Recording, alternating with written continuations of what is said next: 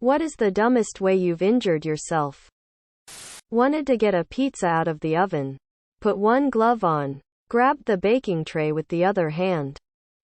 I was running once and broke my pelvis. Didn't fall or crash into anything, pelvis just broke. Dislocated my left knee while trying to untie my shoes. When I was 10, we had one of those handheld firework that shoots in intervals. Mine stopped after 3 shots. So I looked into the hole to see if there were any more in there. There were. Went to pull something out and my grip slipped and basically punched myself in the face. I was 16 and working in a restaurant for my first job. I had to cut through a piece of frozen meat with a knife. When it didn't work, I grabbed the knife with both hands to push harder. One hand on the handle and one hand around the blade. Very nearly lost a finger that day. Cut myself to the bone. What do you hate the most about Reddit? On mobile, when I touch the magic spot on the screen and it scrolls back up like a slot machine. You just can't have a healthy argument on here. People often misinterpret my genuine comments as something negative. I say something with a positive or neutral tone, yet people somehow think I say something with a negative tone. People seem to want to argue like children instead of having a respectful and healthy discussion. Like adults. I wish people just didn't comment on something if they knew nothing about it, but the issue is that people just have to feel like they are experts on everything. I also hate how easy it is to downvote some comments. Some comments are downvoted for no reason at all. If you don't remark within the first 2 hours, no one will see it. Video player. The many super negative people that are very rude and want to argue everything, etc. We take funny jokes into dark alleys and beat them until they are dead. What's a suspicion you currently hold, but can't prove right now? One of the upstairs neighbors is throwing dog shit out their window at night. That my English teacher didn't read essays, and based grades on how we were in class. YouTube got rid of displaying dislikes for viewers because companies complained about being ratioed. My father's caregiver. She named herself as domestic partner in the will. But my father always referred to her as his caregiver. Coerced him to change his will, making her the executor and removing his children 30 days before she killed him. His death was ruled a suicide and everything went to her.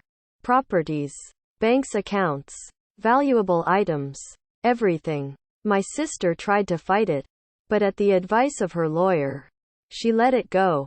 I 100% believe the people who signed as witness and the notary were in on it and paid off. I found 2 of them on FB. One witness retired the same month my father committed suicide, and the notary went on an elaborate vacation the following month. The other witness called my sister 2 days after my father's death while on vacation in Hawaii to tell her he was dead. On behalf of the caregiver. It could all be coincidence and I could be drawing conclusions from coincidences. But I know my father. After all he had been through in life, he wasn't the kind of person to give up and off himself for no reason.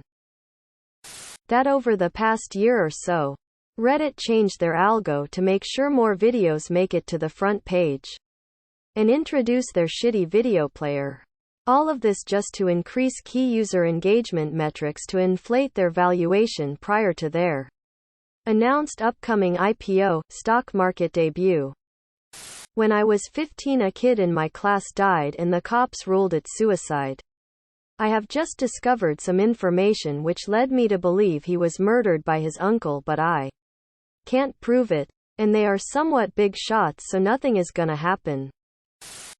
What is a popular tourist destination you have no interest in visiting? The Plymouth Rock. I live like 30 minutes away from it, and let me tell you, it's just a rock. Dubai. Why and what's special about it?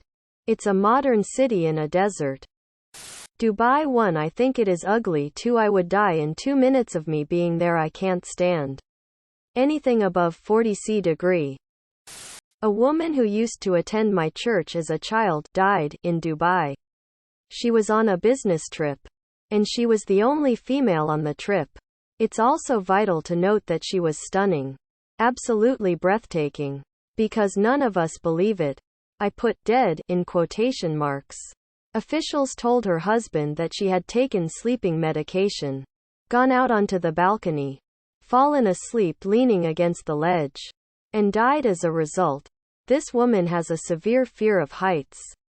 She wouldn't even go out onto a balcony, let alone one that was several stories higher than the normal hotel balcony, let alone up to the edge of it. They also refused to send her remains back to be buried at home, stating that she was incinerated right away.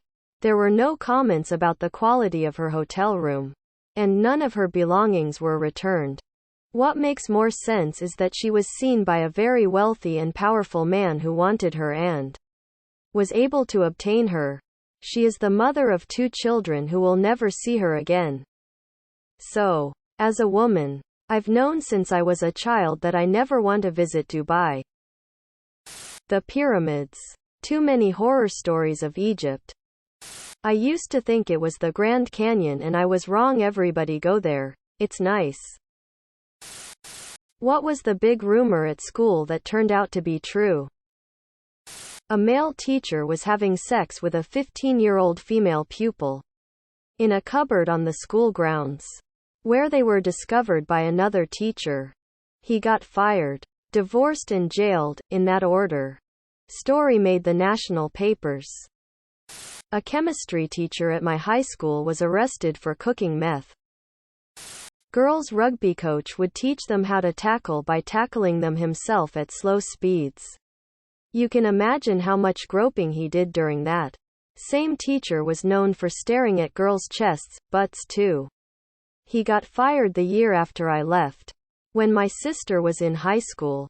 Same school. The female drama teacher slept with several of her son's friends. Her sons went to the same school, and their friends were not quiet about it. She still teaches the same class to this day. That one of our teachers was gay and was absent sick all the time because he had AIDS. He was and did. Passed away during summer break. My principal and teacher were thinking about getting a divorce. Homeschool was shitty for lots of reasons. Shauna gave head to anyone who wanted it in the private band practice rooms. How does it feel to love someone you can't be with? Seeing my widowed papa reunite with his ex-girlfriend, now also a widow, from 60+ years ago, and how they just picked up where they left off tells me the love never dies. They separated in their 20s because he was Catholic and she was Protestant. And it just wasn't allowed by their families without someone converting and really making their family mad. They'd even discussed eloping before they ultimately parted ways. A lifetime later he found her, called her up, and they've been openly in love ever since. It's like having a virus that takes over your whole body and you still have to go to work, cook, clean, handle all your responsibilities while all you want to do is fall into bed and drift off to sleep. And dream of an alternate reality where you are together. Like 1,000 little broken dreams of a possible life you could have lived together. 40 to 60 years shattering in an instant like a pane of glass. You are simply left with a bitter bile of hoping she has a good life somewhere else. And miserable that you weren't the one she wanted to pursue that with. Then you move on. And maybe you think of her now and then. It's always a little bittersweet. But you hope she's happy even as you find your legs to start walking towards what will make you happy again as well. It's the worst feeling of despair. I woke up crying all the time. It's a cycle of depression and delusion. It ends when you accept that the most important thing to you cannot be had. It really depends on the scenario and how you handle it. Can you still love them, as friends, without the possibility of being in a relationship with them? Then you can make a great close friend who you genuinely want to see the best for. Because you truly care deeply for them. If you can't get past that and keep clinging onto hope, It can utterly eat you up inside and destroy you. Ultimately, it will almost certainly destroy your existing relationship with them too, as you'll likely turn obsessive and/or resentful towards them. Pretty shit. Pretty necessary. Though, it's important to learn how to handle those sorts of situations because you can't guarantee they won't come up again in life. Subscribe, my brothers.